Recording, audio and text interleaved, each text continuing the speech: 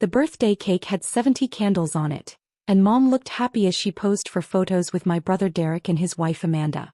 I stood off to the side holding a glass of sparkling cider, watching the family celebration from the periphery where I'd existed for the past 3 years. "Sarah, get in the photo," Aunt Diane called half-heartedly, but nobody moved to make space for me. "I'm good here," I said quietly. It had been like this since I'd moved away. The family had decided I was running from my problems, abandoning my responsibilities, choosing some mysterious new life over them. They didn't understand. They couldn't understand. And I couldn't tell them the truth. The truth was classified. 3 years ago I'd witnessed something I shouldn't have. I'd been working as a senior accountant at Morrison & Price, a mid-sized firm in Philadelphia, when I'd discovered irregularities in one of our biggest clients' accounts. Not small errors. Not accidental discrepancies.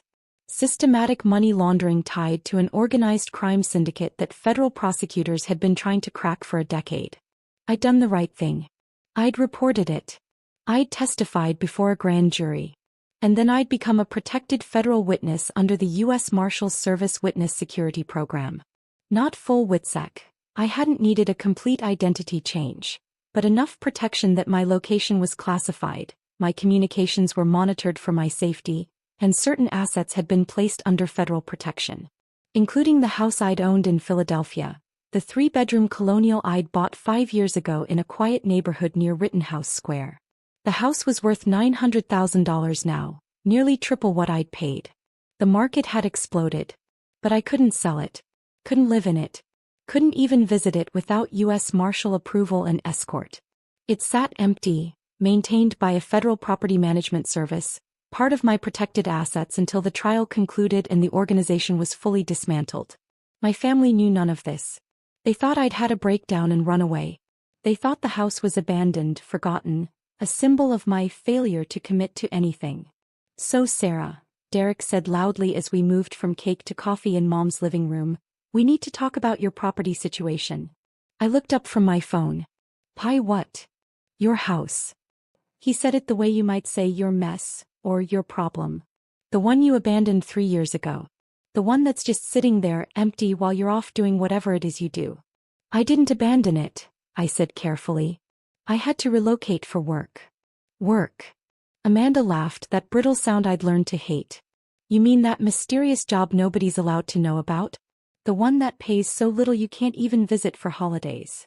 "I'm here now," I pointed out.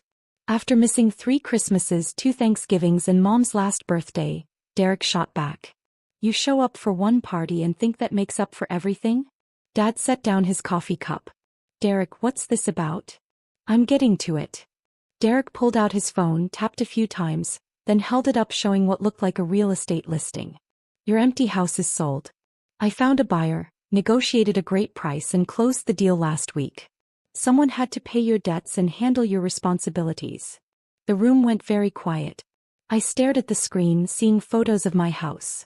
My front porch, my living room, my kitchen, listed under sold, with a price of $875,000.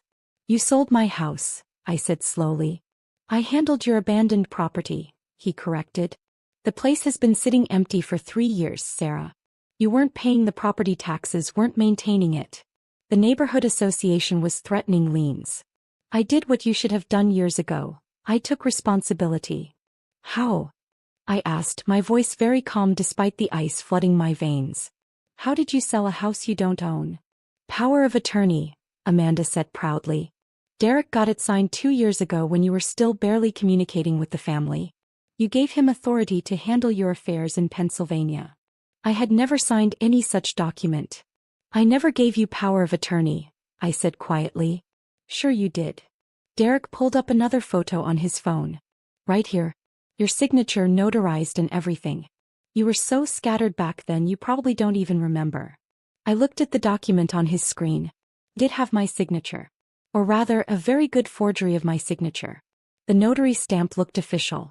The date was from 18 months ago, during a period when I'd been in protective custody in another state, completely unreachable by my family. "That's not my signature," I said. "Oh, come on." Derek rolled his eyes.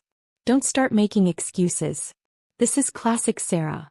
Avoid responsibility, blame everyone else, refuse to deal with reality. Where's the money? I asked. What money? The $875,000 from the sale. I used it to pay off your debts, Derek said. Property taxes, homeowners association fees, maintenance costs, legal fees for the sale. And honestly, after everything Mom and Dad have done for you over the years, I think they deserved some compensation for the stress you've caused. Mom looked uncomfortable. Derek, we didn't ask. You didn't have to ask, he interrupted. Sarah abandoned you. She disappeared for 3 years, barely called, never visited. The least she owes you is the money from that house she was never going to live in anyway. How much? I asked, still in that calm voice. How much went to Mom and Dad? $200,000, Amanda said.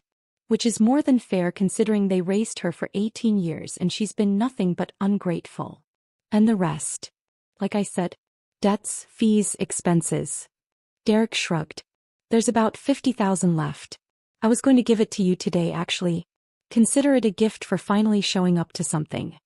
He pulled out an envelope from his jacket pocket and tossed it on the coffee table in front of me. There's a check. You should be thanking me. I didn't touch the envelope. You forged my signature, I said quietly. You sold a house you had no legal right to sell. You took nearly $900,000 that wasn't yours. And you think I should thank you? I handled your mess, Derek snapped. Something you've never been capable of doing yourself. You ran away from your life, Sarah. You left everything behind like it was garbage. So yes, I stepped up. I took care of business. I did what needed to be done. Derek did us all a favor, Uncle Mike added from his chair by the window. That house was becoming a neighborhood eyesore. Empty properties bring down property values. He protected your investment and everyone else's. He committed fraud, I said. The room erupted in protest. Don't you dare, Mom said, tears forming. Don't you dare accuse your brother of anything. He's been here. He's been present. He's taken care of things while you've been off living your secret life, refusing to tell us anything, treating this family like we're strangers. We don't even know where you live, Aunt Diane added. You won't tell us what you do for work. You show up once a year if we're lucky, stay for an hour and leave. And now you want to complain that Derek handled your abandoned property? You should be ashamed. The house wasn't abandoned, I said. It was being maintained. Property taxes were paid. The mortgage was current. Someone was taking care of it. Who? Derek challenged. Who was maintaining it? Because I drove by there a dozen times and it always looked empty. No cars, no lights, nothing. That doesn't mean abandoned. It means you weren't there, Amanda said sharply. It means you left it behind just like you left this family behind. Derek did what any responsible person would do, he cleaned up your mess. I want to see the sale documents, I said. Why? Derek's eyes narrowed. So you can try to undo it? Find some technicality? The sale is final, Sarah. Closed. Done. The new owners take possession next week. I want to see the documents, I repeated. No. Derek crossed his arms. You don't get to waltz back into our lives after 3 years and start making demands. You lost that right when you disappeared. You want documents? Hire a lawyer. Oh wait, you can't afford a lawyer because you pissed away your career along with everything else. I took a slow breath.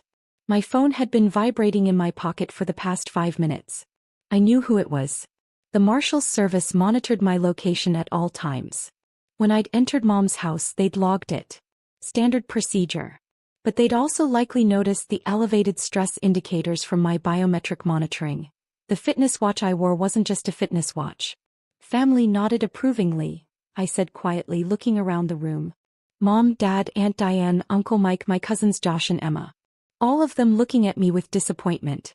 All of them certain Derek had done the right thing. Finally making sense, Derek said. Accept it and move on, Sarah. You're getting $50,000 you didn't earn. Take it and be grateful. I remained silent. My phone buzzed again. Then again. The doorbell rang. I'll get it, Emma said, walking toward the front door. I heard her open it. Heard her confused voice. Can I help you? Then a male voice, professional and firm. U.S. Marshals Service. We need to speak with Sarah Mitchell immediately. The living room went completely silent. Emma appeared in the doorway, her face pale. Sarah? There are There are federal marshals here for you. I'll handle it, I said, standing up.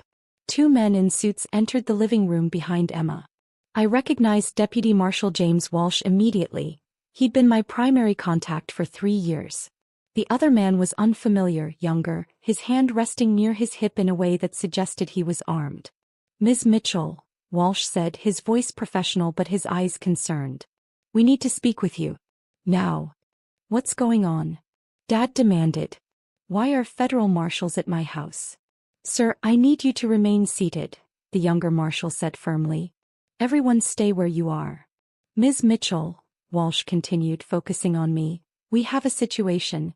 Our property monitoring systems flagged unusual activity at your Philadelphia residence. A sale was recorded. Can you explain this?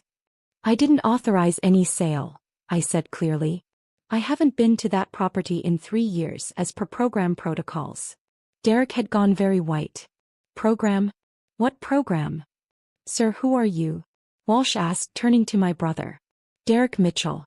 I'm her brother. I sold the house because she abandoned it. I had power of attorney.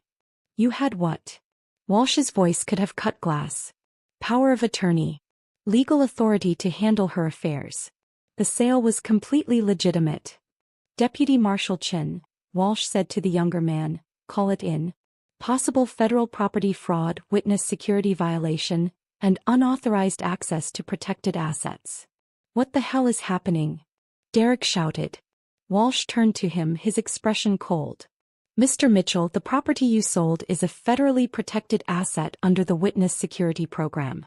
It cannot be sold, transferred, or accessed without explicit authorization from the U.S. Marshals Service and approval from federal prosecutors.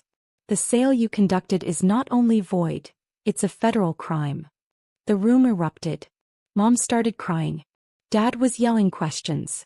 Aunt Diane was demanding explanations. Everyone quiet. Walsh's voice cut through the chaos. Ms. Mitchell is a protected federal witness. Her location, her assets, and her identity are classified for her safety and for the integrity of an ongoing federal prosecution. The house in Philadelphia is registered under federal protection. Any attempt to sell, access, or transfer that property without proper authorization constitutes obstruction of justice and fraud. I didn't know, Derek stammered. She never told us. She couldn't tell you, Walsh interrupted. That's what classified means, Mr. Mitchell. And claiming ignorance doesn't excuse the fact that you forged federal documents and sold government-protected property. I didn't forge anything. I had power of attorney. Show me the document, Walsh demanded. Derek fumbled with his phone, pulled up the image and showed it to Walsh. The marshals studied it for approximately 3 seconds. This is fraudulent, he said flatly. Ms. Mitchell was in federal protective custody on the date this document claims to have been notarized. She was in Oregon. The notary stamp is fake. The signature is forged. And even if it were real, it would be void. Protected witnesses cannot grant power of attorney over federal assets without Marshals Service approval. How was I supposed to know that? Derek shouted. You weren't, I said quietly. Because I couldn't tell you. I witnessed federal crimes, Derek. I testified against dangerous people.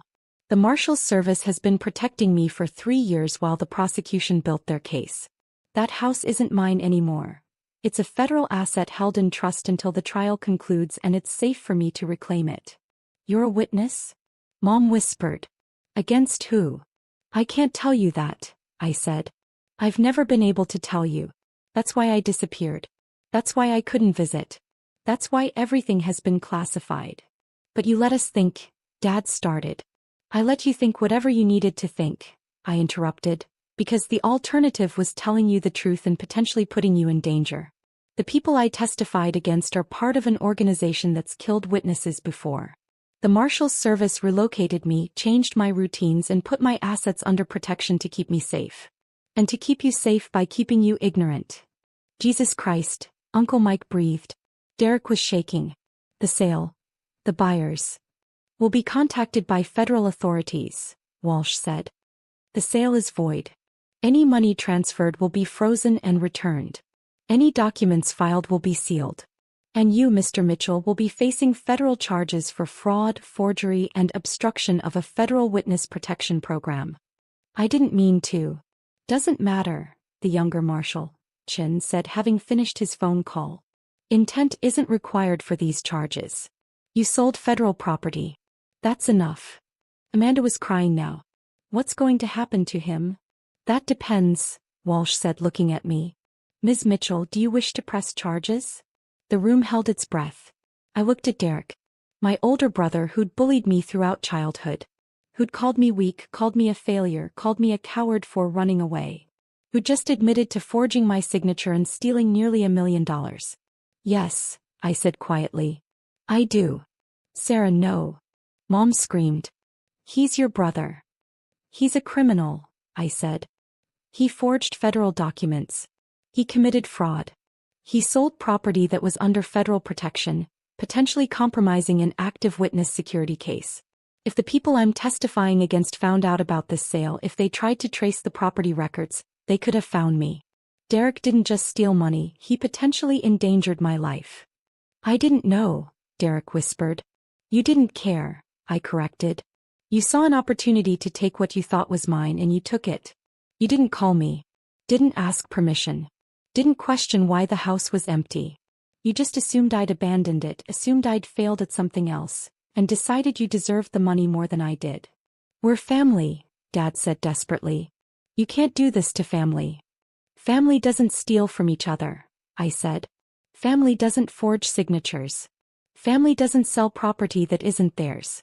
You want to talk about abandonment? Derek just tried to steal nearly $1 million from me and give you $200,000 of it. That's not family. That's theft. Walsh pulled out handcuffs.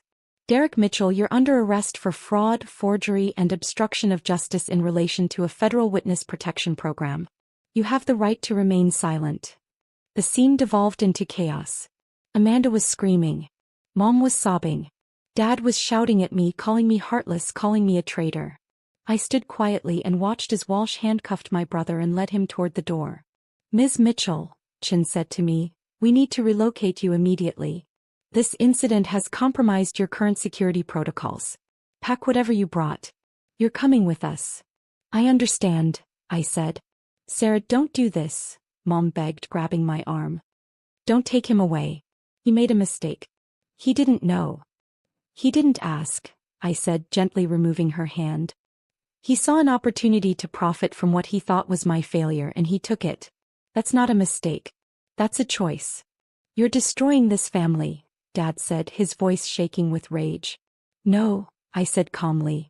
Derek destroyed it when he committed federal crimes. I'm just letting the consequences play out. I followed Chin to the door, leaving behind Mom's birthday party, the uneaten cake, and the family that had never understood why I'd disappeared. In the government SUV, Walsh turned to me from the front seat. You okay? I'm fine, I said. That was your brother. I know. This is going to be all over the news, he warned. Federal witnesses' brother arrested for fraud. It'll complicate the trial. Will it compromise the case? I asked. No. The case is solid. But it'll add media attention. Make things harder for you. Harder than the past 3 years? I asked quietly. He smiled slightly. Fair point. We drove to a safe house in Delaware, a nondescript townhouse that would be my home until the trial concluded in 4 months. Chin and another marshal swept it for security while Walsh briefed me on the new protocols. Your brother will likely take a plea deal, he said. Federal charges, clear evidence. His lawyers will want to avoid trial. What's he looking at? 2 to 5 years probably. Depends on the judge. The prosecutors are pretty angry. Witness protection violations are taken seriously. And the money? Already frozen.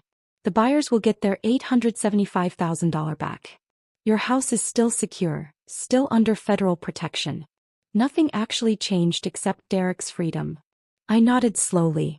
For what it's worth, Walsh said, you did the right thing. If you'd let it go, if you'd tried to handle it privately, it could have compromised everything. The organization you're testifying against has people looking for any weakness. A property sale on record with your name attached? They'd have found it eventually. I know, I said. Over the next few weeks, The story played out exactly as Walsh predicted. Derek's arrest made headlines. Federal witness's brother charged with fraud. The news stories portrayed me as either a hero for standing up to corruption or a villain for prosecuting my own brother. My family chose the villain narrative.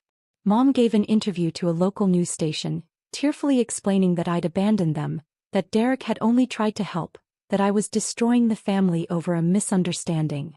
Dad released a statement calling me cold and unforgiving. Aunt Diane started a GoFundMe for Derek's legal defense. I watched it all from the safe house, sitting on a government-issued couch, eating government-provided meals, and preparing for the trial that had consumed 3 years of my life. Derek took a plea deal. 3 years in federal prison, 5 years supervised release, full restitution of all funds. Amanda filed for divorce 2 weeks later. The trial I was testifying in concluded successfully. The prosecution secured convictions against all 7 defendants.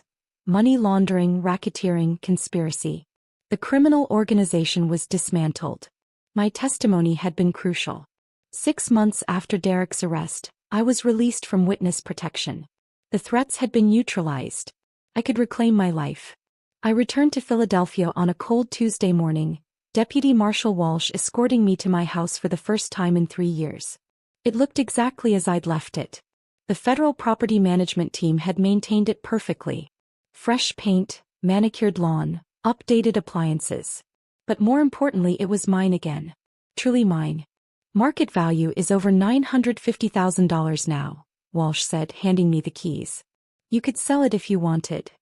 I think I'll keep it, I said. For a while anyway. I'd already accepted a new position. Senior forensic accountant with the FBI's Financial Crimes Division. The work I'd done uncovering the money laundering had impressed the right people. My salary would be $156,000 annually with federal benefits and a security clearance. The job started in 3 weeks.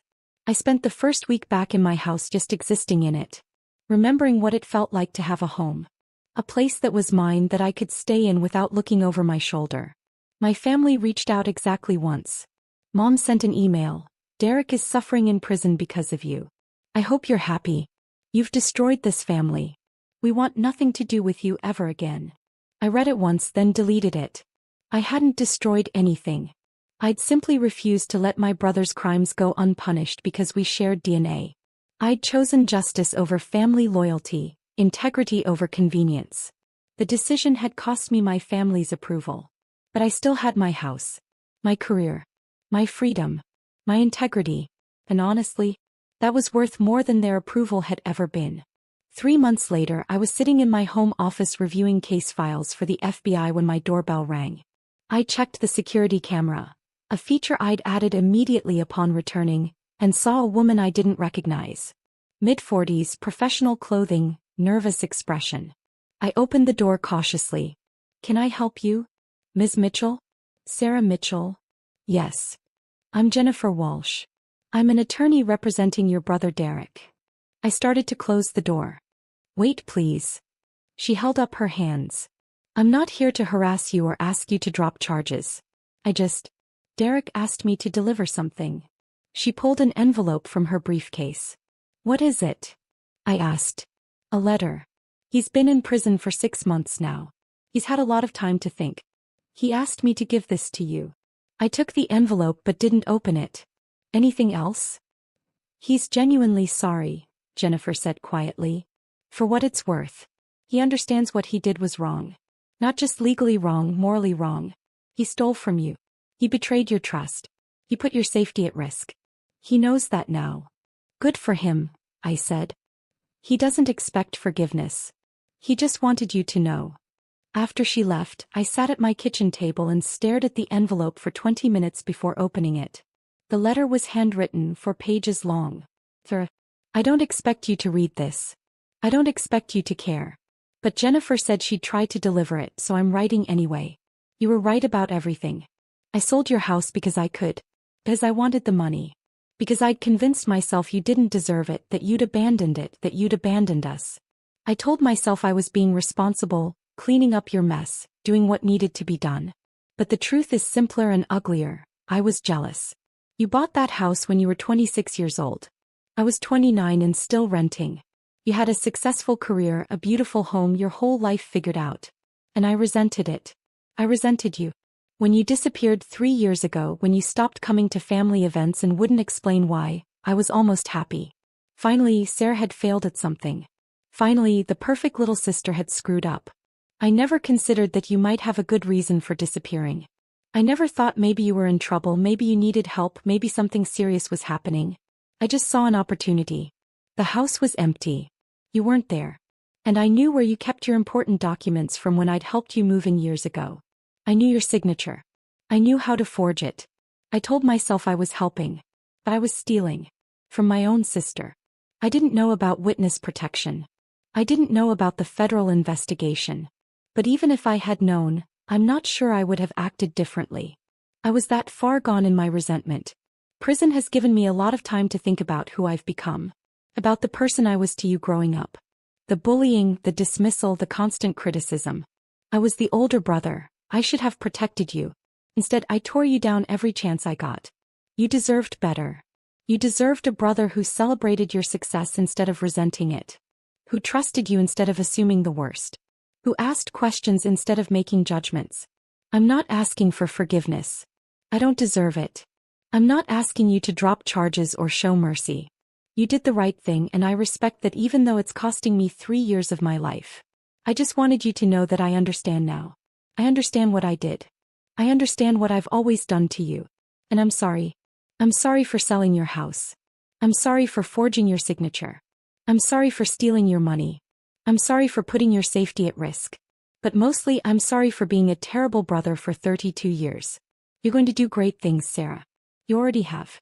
I hope someday I'll be able to read about your success without feeling jealous. I hope someday I'll have become the kind of person who can be proud of you instead of resentful. I've got 3 years in here to work on it. I hope you have a good life. You've earned it. Derek. I read the letter twice, then set it down on the kitchen table. It was a good apology. Honest, specific, taking full responsibility without making excuses. It didn't change anything. Derek would serve his sentence. He'd be released in 2.5 years with good behavior. He'd rebuild his life somehow. And I'd continue with mine. Maybe someday, years from now, we'd have a relationship again. Maybe the prison time would genuinely change him. Maybe he'd become the brother he should have been all along. Or maybe not. Either way, I'd be fine. I folded the letter carefully and put it in a drawer in my home office. Not thrown away, but not displayed either. Just filed. Part of the record. Part of the story. Then I went back to my case files, back to the work of tracking financial crimes and building cases against people who thought they could steal without consequences. It was good work. Important work. And I was very, very good at it. 3 years later, Derek was released from federal prison. I heard about it through Aunt Diane's Facebook post. Welcome home, Derek. We missed you. He never contacted me directly. Mom and Dad retired to Florida. I sent them a card when they moved but received no response. My career flourished. I was promoted to Assistant Special Agent in charge of the FBI's Financial Crimes Division.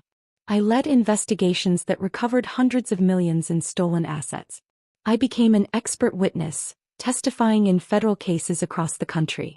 I eventually sold the Philadelphia house for $1.2 million and bought a beautiful brownstone in Washington, D.C., closer to FBI headquarters. I dated occasionally, made friends in my new city, lived a quiet and successful life. And I never, not once, regretted pressing charges against my brother. Because some things are more important than family loyalty. Things like integrity, justice, the rule of law. Things like knowing that you stood up for yourself, that you refused to let someone steal from you just because you shared DNA. Things like being able to look at yourself in the mirror and know you did the right thing even when it was the hardest thing. That's worth more than any family approval could ever be. That's worth everything.